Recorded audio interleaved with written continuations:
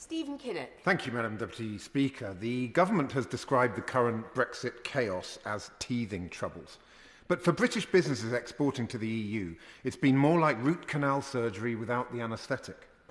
The Prime Minister could have opted for close alignment with the single market, which was actually promised by the Leave campaign in 2016. But instead he opted for a hard Brexit that is wreaking havoc on our economy.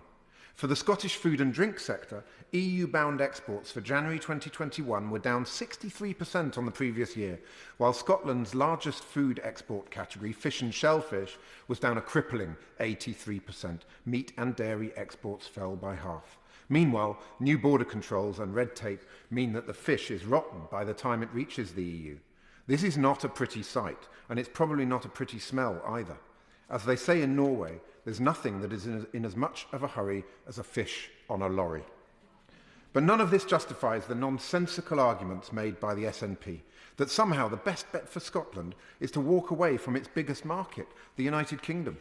The nationalists rightly point to the costs of walking away from the EU, but in the next breath they claim that walking away from the UK is the right thing to do. Two wrongs do not make a right, Madam Deputy Speaker. Let's not forget that the rest of the UK is Scotland's biggest export market, with 60% of Scotland's trade going to UK markets and just 19% going to the EU.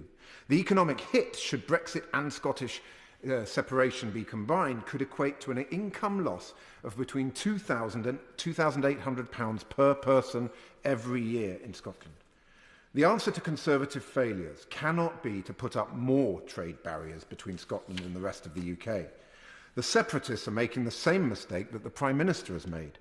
They think that separatism delivers sovereignty. But sovereignty in the deeply interconnected world of the 21st century is not a binary choice. Just ask the Prime Minister. Despite having claimed to have got Brexit done, negotiations are absolutely still continuing.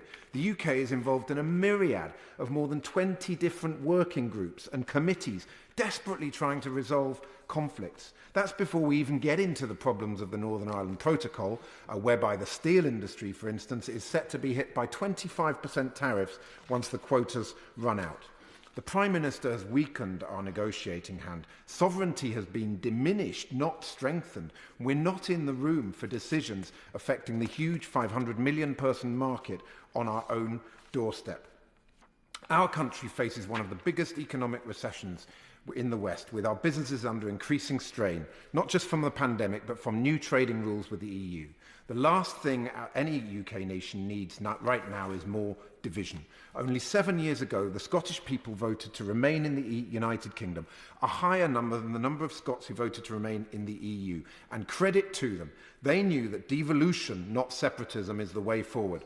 They know that we are stronger together.